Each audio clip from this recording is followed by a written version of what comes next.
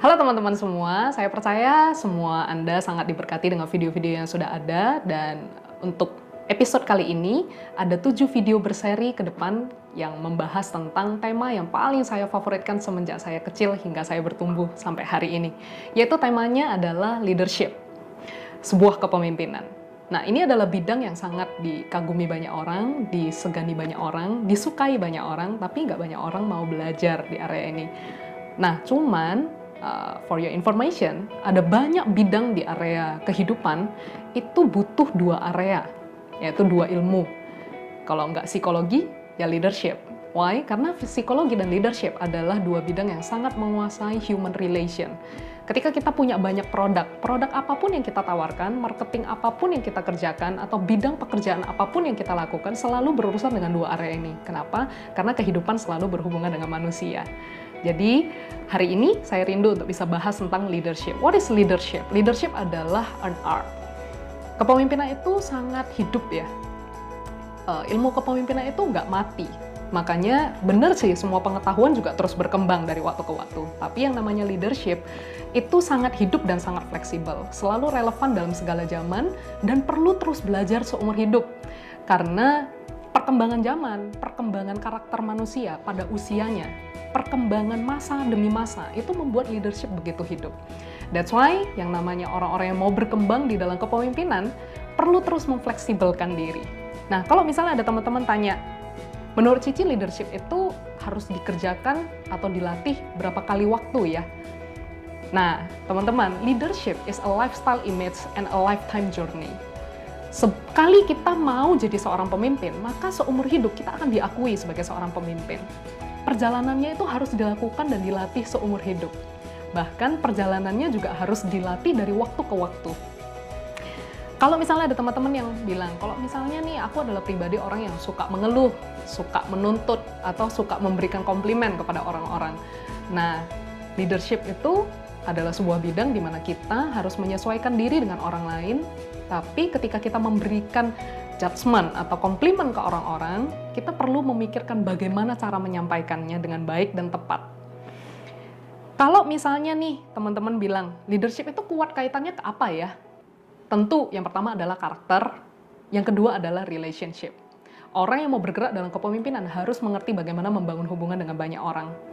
Kalau kita bukan tipe yang demikian, maka suka nggak suka, kita harus belajar menjadi orang yang tipenya begitu. Leadership itu bawaan lahir bukan?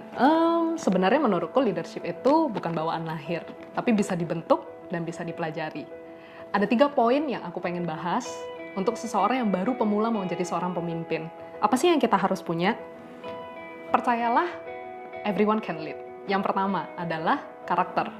Yang kedua adalah kualitas diri. Yang ketiga adalah karisma. Aku akan bahas satu-satu poinnya di video kali ini. Yang pertama adalah karakter. Apakah karakter itu adalah hal yang paling penting kita perlu miliki sebagai seorang pemimpin? Oh jelas, ini adalah poin yang pertama dan yang paling penting dan paling vital di dalam sebuah leadership. Karakter itu termasuk komitmen setia, komitmen bertanggung jawab, kemauan untuk rela berkorban, bahkan kemauan untuk rendah hati menyesuaikan diri dengan banyak orang. That's why tadi aku sempat bilang, kalau mau bergerak dalam leadership, kita harus bisa belajar menyesuaikan diri dengan situasi, lingkungan, maupun orang-orang. Nah, kalau misalnya teman-teman tanya, apakah jadi seorang yang punya karakter baik itu contohnya apa? Yang pasti bersedia ditempa, diberikan kritik dan saran dari yang paling manis sampai yang paling pedas, lo harus bisa terima itu. Nah, seorang leader di dalam leadership-nya itu harus sangat terbuka dengan banyak masukan dari orang-orang. Yang kedua adalah kualitas diri. Nah, kualitas diri itu dilihat dari mana ya? Kualitas diri itu dilihat dari apa isi otak kita, apa isi mulut kita. Kadang-kadang apa yang ada di dalam otak kita, seringkali kita susah untuk mengungkapkannya dengan kata-kata. Tapi apa yang ada di dalam mulut kita ketika kita berkata-kata, kadang-kadang itu nggak muncul di dalam pemikiran, tiba-tiba ceplas-ceplos bisa keluar gitu aja. Nah, seorang pemimpin harus bisa mempertahankan kualitas dirinya dengan cara menyelaraskan apa yang muncul di perkataannya, dan apa yang muncul dalam pikirannya, dan apa yang dia lakukan di dalam kesehariannya.